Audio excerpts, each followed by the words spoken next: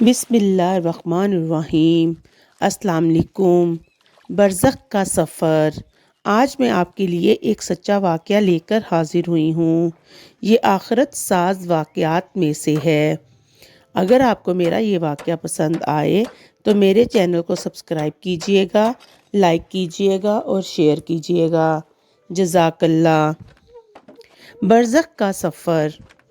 مرحوم آیت اللہ صوفی محمد مہدی نراقی علوم عقیلہ و نقیلہ کے مالک اور میدان علم کے شاہ سوار اور جہان اسلام میں اخلاق و عرفان کے اعتبار سے بے نظیر تھے۔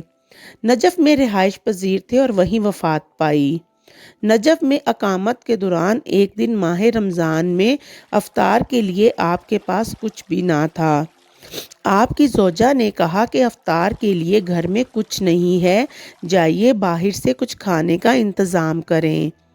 مرحوم نراقی گھر سے باہر آئے اور زیارت کی گھر سے وادی اسلام کی طرف چلے گئے، کیونکہ آپ کی جیب میں کچھ بھی خریدنے کے لیے ایک بھی ریال نہ تھا۔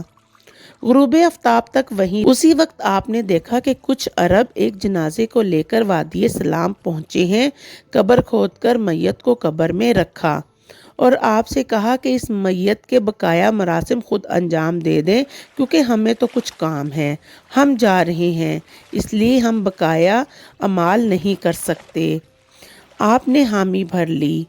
آپ نے میت کا چہرہ دیکھنے کے لیے کفن کو ہٹانے کے لیے جیسے ہی ہاتھ بڑھایا تو آپ نے دیکھا کہ قبر میں ایک دریچہ ہے۔ آپ یہ دیکھ کر حیران ہو گئے کہ یہاں ایک دریچہ کیسے ہو سکتا ہے۔ چنانچہ آپ دریچے میں داخل ہونے کا فیصلہ کیا اور آپ اس دریچے میں داخل ہو گئے۔ دیکھا کہ وہاں ایک بہت بڑا باغ ہے اور ہر طرف سرسبز درخت ہیں اور ایک راستہ ہے جو محل کی طرف جا رہا ہے۔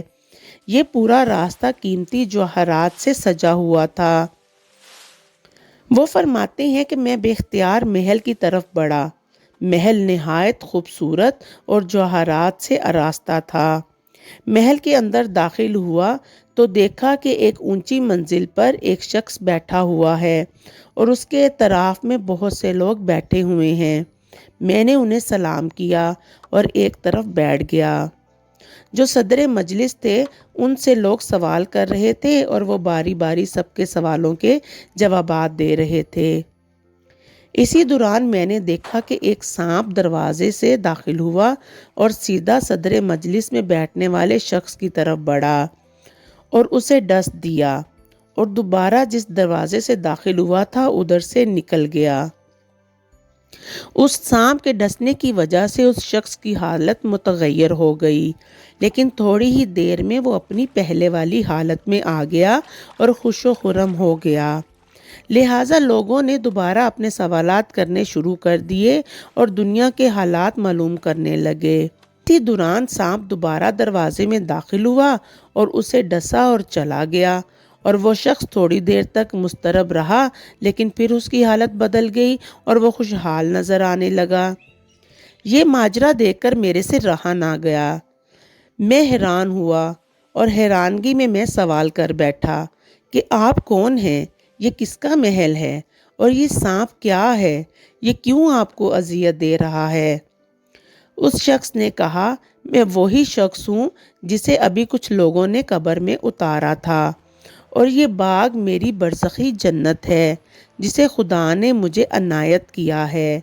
یہ محل میرا ہے، یہ سارے درخت و آراستہ در و دیوار سب کچھ میری برزخی جنت ہے، میں اسی میں رہوں گا اور یہ سارے میرے رشتہ دار ہیں جو مجھ سے پہلے وفات پا چکے تھے، لہٰذا یہ سب میری ملاقات کے لیے آئے ہوئے ہیں اور اپنے رشتہ داروں کے متعلق سوال کر رہے ہیں اور میں ہر ایک کے سوال کا جواب دے رہا ہوں۔ میں نے کہا، پس یہ سانپ آپ کو کیوں ڈس رہا ہے؟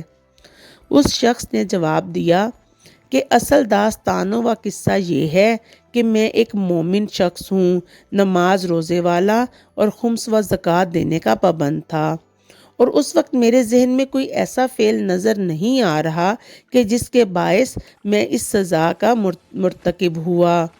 یہ باغ اور یہ محل میرے اعمال کا نتیجہ ہے۔ ہاں ایک غلطی نظر آ رہی ہے کہ ایک دن گرمیوں کے زمانے میں گلی سے گزر رہا تھا کہ دیکھا کہ ایک دکاندار اور خریدار آپس میں لڑ رہے ہیں۔ لہٰذا اصلاح کی غرض سے آگے بڑھا تو دیکھا کہ دکاندار کہہ رہا ہے کہ میں نے تمہیں 600 دینار دے رکھے تھے، لیکن خریدار کہہ رہا ہے کہ میں صرف 500 دینار کا مقروض ہوں۔ میں نے دکاندار سے کہا کہ تم 50 دینار سے درگزر کرو، اور خریدار سے کہا کہ تم بھی 50 دینار سے درگزر کرو اور 550 دینار دکاندار کو دے دو۔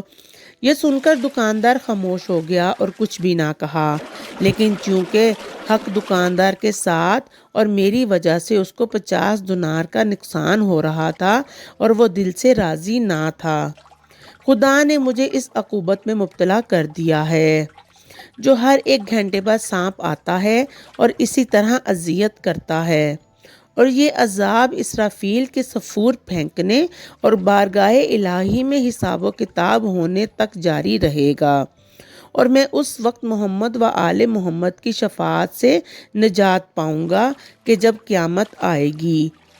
یہ سن کر میں اٹھا اور کہا کہ میری زوجہ تو میری منتظر ہے، ان کے لیے افطار کا بھی انتظام کرنا ہے۔ وہ شخص میرے ساتھ دروازے تک آیا اور مجھے چاول کی ایک تھیلی دی اور کہا کہ اسے لے جاؤ، یہ تمہارے بال بچوں کے لیے بابرکت رہے گا۔ میں نے چاول لیے اور اس کو خدا حافظ کہا اور جس دروازے سے داخل ہوا تھا اسی سے باہر آ گیا۔ وہاں سے باہر ہی آتے دیکھا کہ میں تو قبر میں تھا اور وہ میت وہیں پڑی ہوئی تھی، اور وہاں کوئی ایسا دریچہ نہیں ہے کہ جس سے میں خارج ہوا تھا۔ قبر سے باہر آیا، اس پر اینٹیں رکھ کر قبر بنائی اور وہاں سے چاول کی تھیلی لے کر گھر آ گیا۔ اس کو پکایا، وہ تھیلی مدت تک رہی اور اس کا چاول کم نہ ہوتا تھا، اور اسے جب بھی پکاتے تھے تو اس کی خوشبو سے سارا محلہ مہک جاتا تھا، اور ہر ایک یہی سوال کرتا تھا کہ یہ چاول کہاں سے خرید کر لائے ہو۔ یہاں تک کہ ایک دن گھر پر ایک مہمان آیا تو میں اس وقت گھر میں موجود نہ تھا۔ میری زوجہ نے جب اس چاول کو دم رکھا تو پورا گھر مہک اٹھا۔ اس کی خوشبو سونگھ کر مہمان نے سوال کر لیا کہ یہ چاول کہاں سے آئے ہیں، اور اس کی خوشبو آج تک میں نے کبھی نہیں سونگھی۔ میری زوجہ داستان کو چھپا نہ سکی اور پورا ماجرا بیان کر دیا، اور اس کے فوراً بعد وہ چاول ختم ہو گئے۔ بے شک یہ ایک بہشتی چاول تھے جسے اللہ کے بندے کو اللہ تعالیٰ نے عطا کیے تھے۔ جزاک اللہ۔